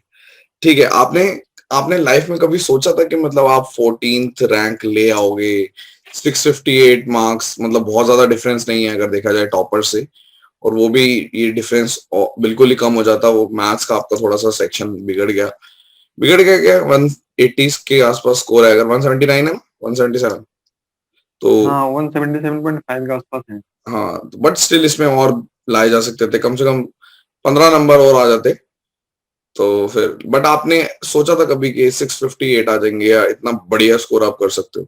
जब आप दूसरी 15 में तैयारी कर रहे थे, तो कभी सोचा था कि इस तरीके से नहीं, इंटरव्यू होगा, और ये कभी माइंड में नहीं आया? ऐसे तो जब 15 में तैयारी स्टार्ट करी थी ना, हुँ, 15 में तो 600 से ज़्यादा नंबर लाने का कोई सीन नहीं था, है ना? 600 से ज़्यादा नंबर कोई ला लेके आता ही नहीं था, जो टॉपर्स वगैरह होते थे वो भी लेके नहीं आते थे, है ना? हुँ, तो उस टाइम तो सोचा ही नहीं था और रैंकर्स का तो आप भूल जाओ, रैंकर्स का तो मैंने सोचा नहीं था, कभी भी नहीं सोचा था। मेरे माइंड में बस इतना था मतलब इतना था जो मेरे दोस्त थे ना या फिर मेरे अंदर भी ये बिलीव था कि मैं अच्छा परफ़ॉर्म करूँगा, लेकिन कितना अच्छा परफ़ॉर्म करूँगा ये कभी नहीं पता था, है ना? तो बस पता नहीं चला कि मतलब हो गया, ऐसे समझो अब हो गया मैंने कुछ कुछ किया नहीं था टारगेट कि मेरे को ये लेना है या फिर इनफैक्ट जब मैंने तैयारी स्टार्ट करी थी ना, हुँ। मेरे को ये भी नहीं पता था कि सीजीएल में कितने पोस्ट हैं, कौन-कौन से पोस्ट हैं और ग्रेड पे क्या होता है ना? वो सब कुछ आइडिया नहीं था। बस मैंने क्या क्या था कि मेरे गाँव के साइड क्या करते हैं ना लोग हाँ, कि एक माइंडसेट है कि अगर आप गवर्नमेंट जॉब में जाते हो, हुँ, तो 40,000 रुपए कमाओगे। ठीक है? उनको ये मतलब उनको ये नहीं रहता है कि आप चाहे ऑफ़िसर हो, कुछ भी हो। हुँ। आपको ना एक बंदा ऑफ़िसर है, एक बंदा एलडीसी है, उनको सेम सेम वो करते हैं ट्रीट, है ना? उनको खाली ये पता है कि गवर्नमेंट जॉब में है, तो मेरा भी वही माइंडसेट था। मैं भी चलो गवर्नमेंट जॉब की तैयारी करनी है, हुँ, अब सीजीएल क्या है और सीएसएल क्या है, हुँ, ये दिल्ली में आके पता लगी। हाँ। नहीं ठीक है, बट उनका भी अपने हिसाब से सही रोल है कि हाँ, गवर्नमेंट जॉब से मतलब है। गांव का नाम नहीं बताया आपने, कौन से गांव में रहते हैं बिहार के? गाँव बिहार में ना समस्तीपुर में है जिला मेरा समस्तीपुर है और उसमें ना छोटा-सा गाँव है एक उम, परोड़िया के नाम से, है ना? परोड़िया गाँव है। अच्छा, ओके। नहीं, मैं तो नहीं जानता, बट मैंने एक चीज देखी है हाँ, कि जैसे हमारे चैनल पे तो नहीं है इतने लोग, लेकिन जो एसएससी की जनता है वो बिहार और यूपी से बहुत ज्यादा है, और हाँ। हाँ, तो वो चीज मैंने देखी है। और अच्छा, एक बात बताइए, ये एसएससी जब डिले कर रहा था, तो कैसे मतलब, क्योंकि आप तो इतने टाइम से जुड़े हुए हो, और आप जानते हो एसएससी का क्या ट्रीटमेंट रहता है टुवर्ड्स एस्पिरेंट्स, तो उसको कैसे आप कोप करते हैं, मतलब कैसे किया, क्या बोलना चाहेंगे उस बारे में बच्चों से कि कैसे एसएससी ध्यान देना चाहिए, नहीं देना चाहिए? एसएससी डिले करती है, ये बात तो है ना? एसएससी का और डिले का बहुत अच्छा-सा रिश्ता है, वो दोनों साथ-साथ चलते हैं। लेकिन उम, मेरे केस में था ना कि मेरे लिए ये चीज़ अच्छी थी क्योंकि मैंने ना जो मेरा जो ऑफ़िसर बनने की जो तैयारी हुई थी ना, वो मैंने ना मई 18 के बाद से स्टार्ट हुई थी मेरी, है ना? तो मेरे लिए डिले हो रहा है ना, तो मेरे को अच्छा फ़ील होता था कि चलो एटलीस्ट मेरी तैयारी और ज़्यादा अच्छी हो जाएगी, है ना? तो मैं उस चीज़ को कभी मैंने नेगेटिव वे में देखा नहीं कि चलो अभी डिले हो गया तो उतना वो हो गया। हुँ, हाँ, लेकिन जब ना टायर 3rd का रिज़ल्ट आने में जब इतनी देर हो गई ना, तब मेरे को थोड़ा-सा अंदर से आया कि यार ये तो बहुत ज़्यादा हो गया। पहले भी लोग ऐसे ही फ़ील करते होंगे, लेकिन मैंने तो फ़ील नहीं किया था पहले, लेकिन हुँ, ये थोड़ा ज़्यादा हो गया, ऐसे करके। सही है। आपकी पूरी प्रिपरेशन का सोर्स ऑफ मोटिवेशन क्या रहा? मतलब क्या एक कोई मोटिवेशन, कोई ऐसा आदमी कुछ था, या कोई महिला मित्र, या क्या, मतलब कुछ तो होगा कि सोर्स ऑफ मोटिवेशन, या सिर्फ या यूट्यूब पे किसी को देख के मोटिवेशन हो जाती थी, या कुछ भी, मतलब X Y Z? Source of motivation मैं बताता हूँ, जैसे कि ना मैं दिल्ली में रहता था, ठीक है? हुँ, तो मैं जब दिल्ली में रहता था ना, तो अभी मैं मतलब दिल्ली में एज़ अ टीनेज जो रहते हैं ना, जो रेंट पे लोग रहते हैं ना, तो उनको जब अब दिल्ली में तो लोग क्या है कि काफ़ी कंजेस्टेड है ना? तो एक रूम में 5 लोग कैसे रहते हैं, वो चीज़ें आप देख के ना ऑटोमैटिकली मोटिवेट हो जाओगे कि क्या लाइफ़ जी रहे हैं, है ना? तो जब मैं घर में देखता था ना कि मम्मी-पापा का क्या वो है ना? तो मैं ना मेरे अंदर ना हमेशा से ये चीज़ें रही है कि मैं कैसे भी रहूँ, लेकिन ना जो मेरे मम्मी-पापा हैं, मेरी सिस्टर्स हैं ना, उनको एक अच्छी लाइफ़ मिलनी चाहिए। मतलब वो ना अच्छे से रहे, तो मेरे अंदर ये रहता है ना कि मैं था कि कुछ ऐसा करूँ जो कि उनको अच्छी लाइफ़ दे सकूँ, है ना? और फिर वो मैंने ट्राई भी किया काफ़ी, है ना? लेकिन फिर और सेकंड सोर्स ऑफ मोटिवेशन आप मान सकते हो कि जो आपके जब आप एलडीसी हो ना, तो ऑफ़िसर जैसे ट्रीट करते हैं ना, तो हुँ। वो थोड़ा अच्छा नहीं लगता है। तो वहाँ से है कि भाई साहब नहीं, अब तो एलडीसी बन के नहीं रह सकते, आपको कुछ करना ही पड़ेगा। नहीं तो आप अभी आपको इतना बुरा लग रहा है, पूरी लाइफ़ आप नहीं कर सकते टॉलरेट इस चीज़ों को। कोशिश करना, जब आप अब जैसे अब आप ऑफिसर तो बनने ही वाले हो, तो ये ट्रीटमेंट, अब मैं क्या बोलूँ, मेरे को समझ नहीं आ रहा कि बोलना चाहिए उनके लिए ठीक रहेगा जो एलडीसी हैं, या नहीं बोलना चाहिए? क्योंकि अगर बोलोगे, हो सकता है उनमें से कुछ लोग मोटिवेट होके आपकी तरह रैंकर बन जाएँ, कुछ लोग हो सकता है कि उनको दिक्कत हो जाए। तो अब मैं थोड़ा-सा खुद ही कन्फ्यूज़ हो गया कि आपको ये बोलना चाहिए मेरे को, नहीं, क्योंकि नहीं, एक्चुअली में क्या है ना कि हाँ, जिस चीज़ जो जो चीज़ ना अभी चलो मैंने वो चीज़ें देखी है ना? हुँ, वो चीज़ें मेरे साथ हुई है, तो हुँ, इतना तो श्योर है कि मैं किसी के साथ वैसा नहीं करूँगा। हुँ, लेकिन ये भी श्योर है कि अभी भी जो वर्किंग एलडीसी है ना, या फिर जो जो वर्किंग सबॉर्डिनेट स्टाफ है ना, हुँ, उनको ना एक एक स्टेज पे ना फ़ील होता है कि वो क्या नेचुरल। है ना? इस ऑर्गनाइज़ेशन में उनकी कितनी वैल्यू है, वो उनको फ़ील होता है। तो कई बार क्या है ना कि आपको बस खाली ना पॉज़िटिव चीज़ें लेके चलनी है। आप ये नहीं कि जैसे आपको उन्होंने ऐसे किया ना ट्रीट, तो आपने जॉब छोड़ दिया या कुछ भी कर दिया, है ना? जॉब छोड़ना तो कोई सॉल्यूशन होता नहीं है। मेरा एक दोस्त था, तो वो कह रहा था कि मैं जॉब छोड़ दूँगा यार, ऐसे मेरे से रहा नहीं जाएगा। उसने बीटेक करी थी, इसलिए वो कह रहा था, है ना? कि मेरे क्वालिफ़िकेशन की तो ये चीज़ है नहीं, है ना? तो वो कह रहा था कि मैं छोड़ दूँगा, लेकिन फिर भी उसने छोड़ा नहीं, और छोड़ना भी नहीं चाहिए। अब ना जो चीज़ें आती है ना, उसको पॉज़िटिव तरीके से हैंडल करो, वो चीज़ें बहुत आसानी से हो जाएगा। और फिर मतलब उसको एज़ अ मोटिवेशन लेके चलो ना, जैसे कि हाँ, ये चीज़ें गलत हो रही है मेरे साथ, मैं इसको ठीक कर लूँगा। ये नहीं कि मैं छोड़ के जा रहा हूँ। हुँ। आपको देख के ना, मतलब जैसे अब जैसे जो भी लोग देख रहे होंगे, उनको लग रहा होगा कि एज़ सच आप थके हुए नहीं लग रहे। जैसे वरना क्या होता है, जैसे कई लोग 2015 छोड़ो, 2017 से भी हैं, 16 से हैं, 17 से हैं, या 18 को भी स्टार्ट है, वो ऐसे रिएक्ट करते हैं कि हमें इतना टाइम हो गया है, और थके हुए से हो जाते हैं, और उनका एटीट्यूड ऐसा होता है, मतलब कोसते रहते हैं एसएससी को, यूट्यूब पे आके कमेंट कर दिया कि अरे ये वो क्यों वो टाइम खराब कर रहे हो। तो आपके अंदर ऐसा कुछ नहीं है, मैंने देखा कि आप थके हुए नहीं हो, अभी भी आपको आप बिल्कुल ऐसे लग रहे हो जैसे अभी आपने रिसेंटली ही तैयारी करी है।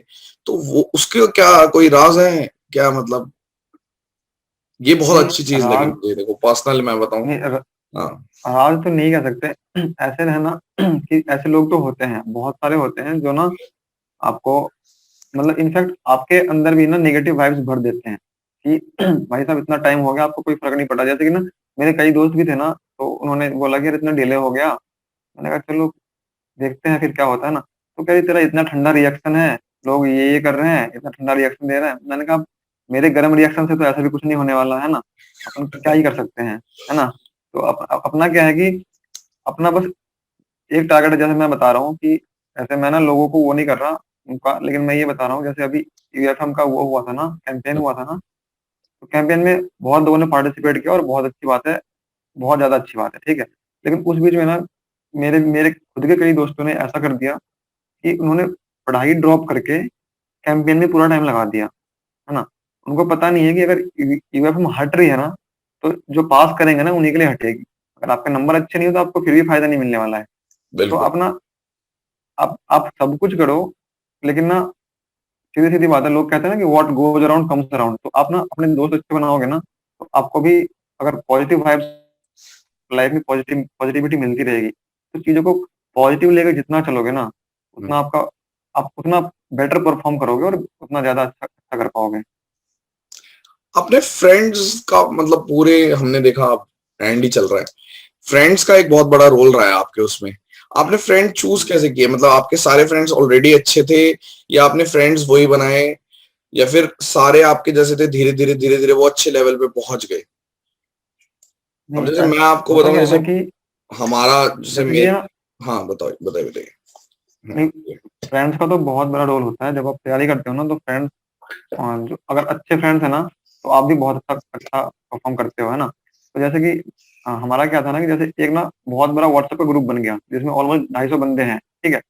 अब वहाँ पे क्या मतलब कई बार क्या करते थे कि ना देखा कि भाई कौन बंदा रिस्पॉन्ड कर रहा है क्वेश्चंस पे, है ना? कौन नहीं कर रहा है। तो जो रिस्पॉन्ड कर रहा था ना, हुँ, उनको उठा के दूसरा ग्रुप बना लिया, 9-10 लोगों का, ठीक है? अब सारे डाउट्स अपने वहीं पे करते रहो क्योंकि वहाँ पे क्या है ना कि आप अब 250 बंदों में आप उतना ज़्यादा तो कर नहीं सकते, है ना?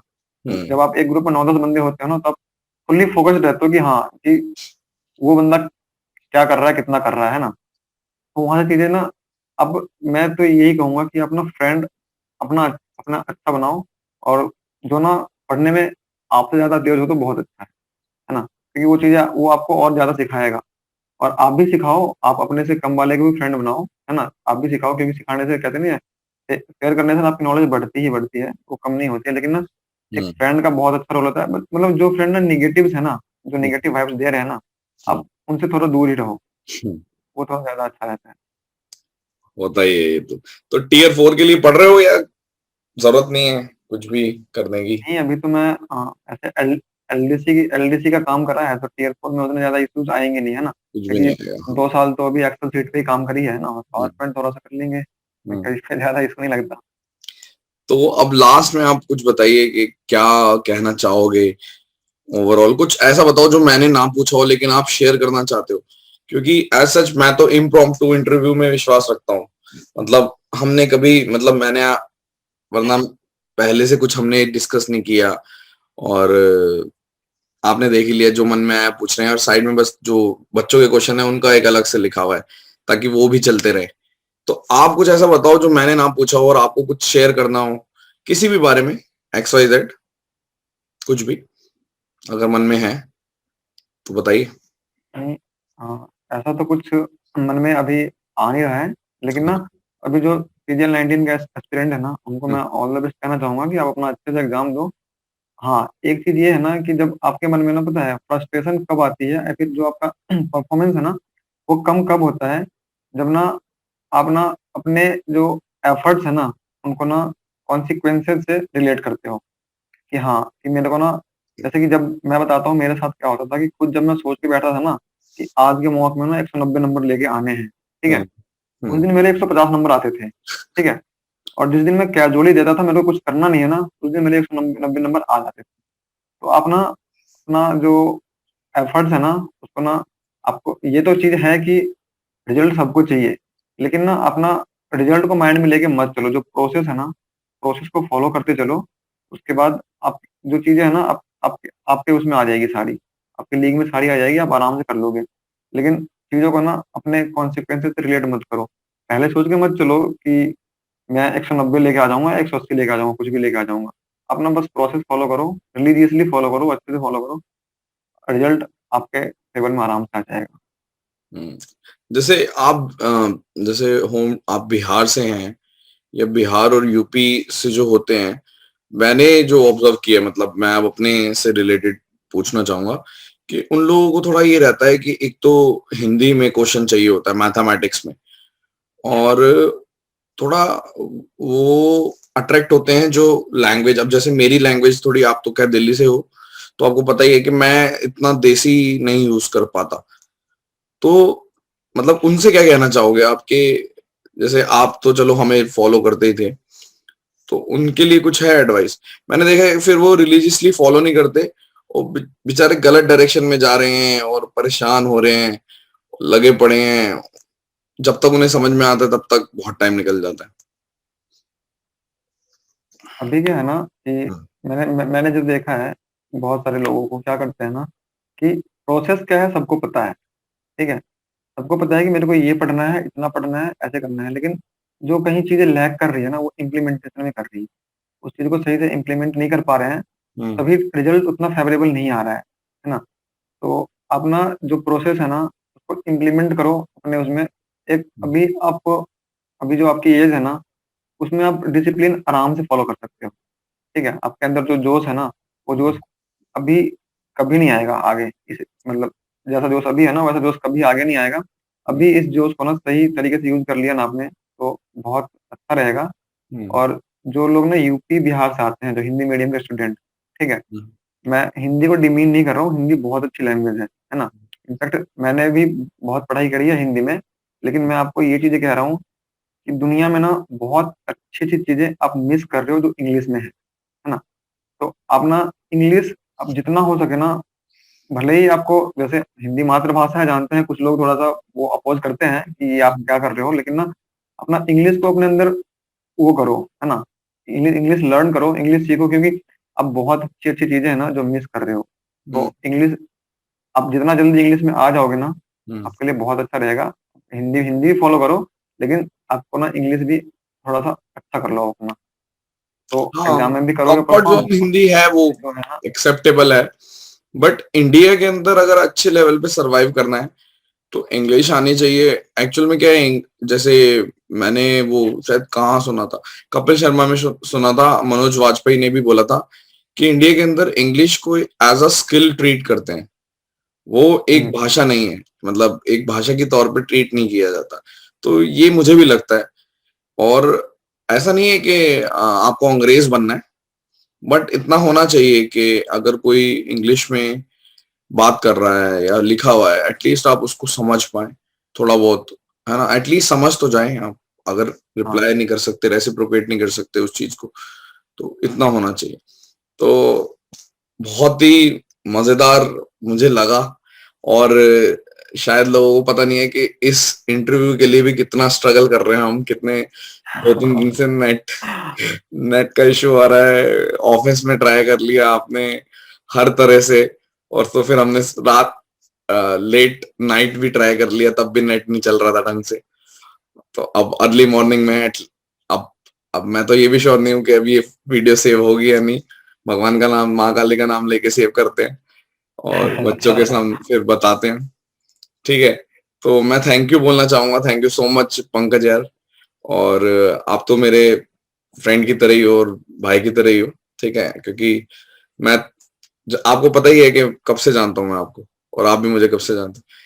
हुँ, तो हुँ, बस मेरे को बहुत अच्छा लग रहा है, और मेरे को सच में जब पता चला था ना कि आपका इतना अच्छा स्कोर है, तो मुझे सच में अंदर से एक वो लगा कि यार मजा ही आ गया, मतलब क्योंकि मुझे एक्सपेक्टेड नहीं था। देखो, ठीक है, मुझे इतना था कि हाँ राजा अच्छा परफॉर्म करता है, मतलब है राजा, और काफी सारे बच्चों का नंबर अभी भी सेव है, लड़कों का। और जानता हूं मैं जो पूछते थे, जैसे आप पर्सनली भी पूछते रहते थे सवाल, कॉल भी आ जाती थी, तो इसलिए सेव थे नंबर। तो मुझे नहीं पता था कि आपकी रैंक भी आ जाएगी, सच बताऊं तो। और आपने जो ये किया है मुझे भी नहीं वो पता थी वो। आपने जो किया है वो बहुत ही बढ़िया है, मतलब मेरे हिसाब से असली स्ट्रगल आपका है। बाकी लोगों का भी स्ट्रगल है, बट आपने तो कहाँ से कहाँ, मतलब लोग सोच नहीं सकते ना, वरना क्या होता है कि 2015 से लगे हुए हैं, थक जाते हैं, एलडीसी लगे हुए हैं, खुश हो जाते हैं कि चलो ठीक। कई लोग, हर जगह ऐसा नहीं रहता एटमोसफेयर जैसा आपके यहाँ था। मैंने ऐसे भी बच्चे देखे हैं, जैसे वीकेंड बैच में लेता था मुखर्जी नगर में, अब तो चलो लॉकडाउन हो गया। तो एमटीएस वाले आते थे तो वो बोलते थे कि उनको बहुत सपोर्ट किया जाता है, और साइड जैसे ही वो आते हैं तो उनको साइड में बिठा दिया जाता है, पढ़ लो। तो दिल्ली का बता रहा हूँ मैं, दिल्ली में है ऐसा हुँ, हुँ, सपोर्ट हुँ, करते हैं, हुँ। बट डिपेंड करता है सीनियर वैरी कर कैसे हैं। कैसे हैं? हाँ। हाँ, वो उसी वर्क कल्चर जो होता है जैसे प्राइवेट का रहता है या क्या। तो बस अगर और कुछ आपको बोलना है तो बोलिए, वरना फिनिश कर देंगे। नहीं, आई थिंक कि इतना काफ़ी है ना? चलो, थैंक यू सो मच। और गाइस, आप लोगों को अगर अच्छी लगी होगी, स्ट्रगल्स अच्छी लगी ही होगी, क्योंकि बिल्कुल दिल से बात करी है पंकज ने। तो आप ज्यादा से ज्यादा लोगों तो तक पहुंचाना ये स्टोरी। और thank you so much. Session dismissed. Bye bye. Bye.